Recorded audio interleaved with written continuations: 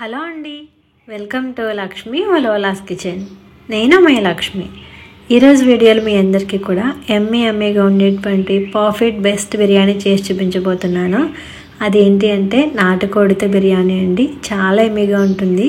And మనకి దగ్గరలో పండగ వచ్చేస్తుంది కాబట్టి కనుమ పండగకి కంపల్సరీగా కోడిని అయితే కోస్తారు కదా.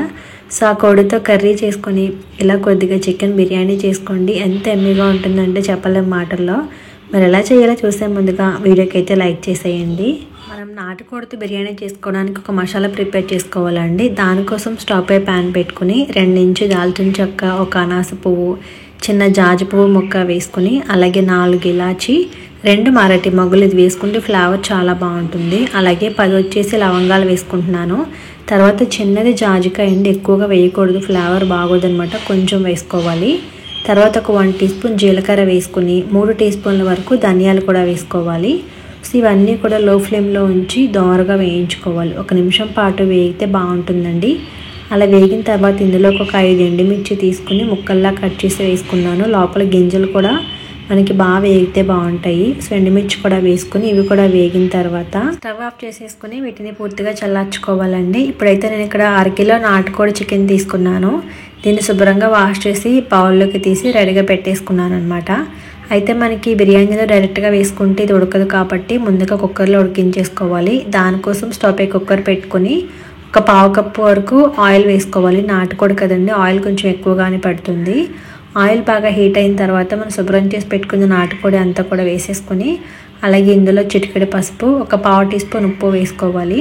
అంటే మనకి చికెన్ అనేది చప్పగా లేకుండా ఉంటుందన్నమాట. వేసి విధంగా బాగా కలుపుకొని మూత పెట్టేసి ఒక 5 నిమిషాల పాటు మీడియం ఫ్లేమ్లో ఉంచి మధ్య మధ్యలో కలుపుకుంటూ దీన్ని బాగా మగ్గించుకోవాలన్నమాట. అంటే నాటుకోడిలో ఉండే వాటర్ అంతా కూడా వచ్చి తర్వాత దగ్గరికి అయిపోవాలన్నమాట. అప్పుడు మనకి ఫ్లేవర్స్ అన్నీ కూడా బాగా తెలుస్తుంది, చప్పదనం రాకుండా ఉంటుంది. సో ఇలా మనకి చికెన్ అంతా వేగిన తర్వాత దీన్ని ఉడికించుకోవడం కోసం ఇందులో వాటర్ వేసుకోవాలండి. మరీ ఎక్కువగా అక్కర్లేదు అనమాట, ముక్కలన్నీ కూడా మునిగేంత వరకు వేసుకుంటే సరిపోతుంది. వాటర్ వేసి ఒకసారి అంతా కూడా కలిపేసుకుని తర్వాత మూత పెట్టేసి దీన్ని ఉడికించుకోవాలి. పైన విజిల్ కూడా పెట్టేసుకుని మీడియం ఫ్లేమ్లో ఒక 5 విజిల్ వచ్చేంత వరకు ఉడికించుకోవాలి. మనం చేసుకుని బిర్యానీలోకి మసాలా ప్రిపేర్ చేసుకుందామండి. దానికోసం మిక్సీ జార్ తీసుకుని 2 ఇంచు అల్లం ముక్కలు, 10 నుంచి 15 వెల్లుల్లిపాయలు కూడా రెబ్బలు తీసి వేసుకున్నాను. అలాగే ఒక 1/2 కప్పు పచ్చి కొబ్బరి ముక్కలు, చాలా బాగుంటుంది లేతగా ఉన్నది వేసుకుంటే.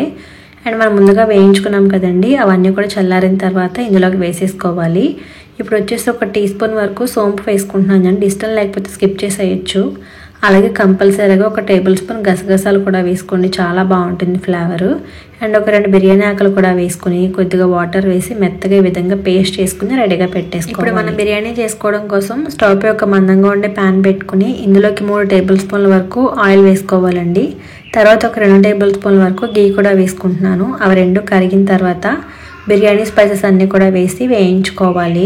ఒక 4 వచ్చేసి బిర్యానీ ఆకు కూడా వేసుకుని విధంగా వేయించుకున్నానండి. తర్వాత మీడియం సైజ్ ఆనియన్స్ ఒక 4 తీసుకుని చూపిస్తున్న విధంగా ముక్కలు కట్ చేసి వేసుకున్నాను. అలాగే ఒక క్యారెట్ కూడా చిన్న ముక్కల్లా కట్ చేసి వేసుకుంటున్నానండి. ఇవైతే మీకు ఇష్టం ఉంటే వేయచ్చు, లేకపోతే లేదు. అండ్ ఒక 5 పచ్చిమిర్చి కూడా కట్ చేసి వేసుకుని ఒక 2 టీ స్పూన్ల వరకు కల్లుప్పు కూడా వేసుకుంటున్నానండి. ఇవన్నీ వేసుకున్న తర్వాత హై ఫ్లేమ్లో ఉంచుకొని వేయించుకోవాలి. ఆనియన్స్ మనకి మరీ ఎక్కువగా వేగక్కర్లేదు అనమాట. 1 నిమిషానికి కొంచెం ఈ విధంగా మెత్తబడతాయి, ఇలా వేగితే సరిపోతుంది. అలా వేగిన తర్వాత 2 టమాటోస్ కూడా చిన్నగా ముక్కల్లా కట్ చేసి వేసుకుంటున్నాను. ఇవి కూడా వేసుకుని ఒకసారి అంతా కూడా బాగా కలుపుకోవాలండి. కలుపుకున్న తర్వాత మనకి ఇవి మగ్గాలి కాబట్టి మూత పెట్టేసుకుని 1 లేదా 2 నిమిషాల పాటు మీడియం ఫ్లేమ్లో ఉంచుకుంటే మనకి మగ్గిపోతాయండి. చూసారు కదా, ఇక్కడ నేను బాగా మనం మ్యాష్ చేసుకుంటే కనుక మెత్తగా అయిపోవాలి. ఆ విధంగా టమాటా అంతా కూడా బాగా మగ్గిపోతే ఇప్పుడు మనం ముందుగా గ్రైండ్ చేసుకుని పక్కన పెట్టుకున్నాం కదండి మసాలా పేస్ట్, అది మొత్తం కూడా వేసుకుంటున్నాను. అంటే నేను ఈ బిర్యానీకి సరిపడగానే ప్రిపేర్ చేశాను కాబట్టి అంతా వేసేసుకున్నాను. అది వేసుకుని మొత్తం అంతా కూడా బాగా మిక్స్ చేసుకోవాలండి, బాగా కలిసేలాగా. ఇలా కలుపుకున్న తర్వాత ఇందులోకి మనం ముందుగా ఉడికించుకున్న చికెన్ ఉంది కదండి, వాటర్ ఏమీ లేకుండా ఓన్లీ చికెన్ పీసెస్ మాత్రం తీసుకుని వేసుకోవాలి. వేసుకున్న తర్వాత మళ్ళీ ఒకసారి అంతా కూడా కలుపుకోవాలండి. అంటే మనం చికెన్లో ఎటువంటి మసాలాలు వేయలేదు కాబట్టి ఈ మసాలా ఫ్లేవర్స్ అన్నీ కూడా చికెన్ పీసెస్కి బాగా పట్టేలాగా కలుపుకొని తర్వాత మూత పెట్టేసి ఒక 2 నుంచి 3 నిమిషాల పాటు మగ్గించుకుంటే ఆ ఫ్లేవర్స్ అన్నీ కూడా చికెన్కి బాగా పడతాయి. సో 3 నిమిషాల తర్వాత మూత తీసుకుని చూసుకుందామండి. అంతా కూడా బాగా మగ్గి ఆయిల్ కూడా పైకి తేలుంది కదా. నేను ఇంకా అల్లం వెల్లుల్లి పేస్ట్ సపరేట్గా వేయలేదండి, ఎందుకంటే మనం పేస్ట్లో గ్రైండ్ చేసుకున్నాం కాబట్టి నేను నార్మల్గా వేయలేదు. ఇంకా అంతా కూడా విధంగా మగ్గిన తర్వాత ఇందులోనే కొద్దిగా పుదీనా అలాగే కొత్తిమీర కూడా కట్ చేసి వేసుకుని అవి కూడా బాగా కలిసేలా కలుపుకున్నాను. అండ్ మనం ఎండుమిర్చి వేసుకున్నాం కాబట్టి కారం చూసుకొని యాడ్ చేసుకుని నేను ఇక్కడైతే 1 టీ స్పూనే వేసుకున్నాను. కావాలంటే తర్వాత వేసుకోవచ్చు, అంటే ఎండుమిర్చి ఘాటు వస్తుంది కాబట్టి.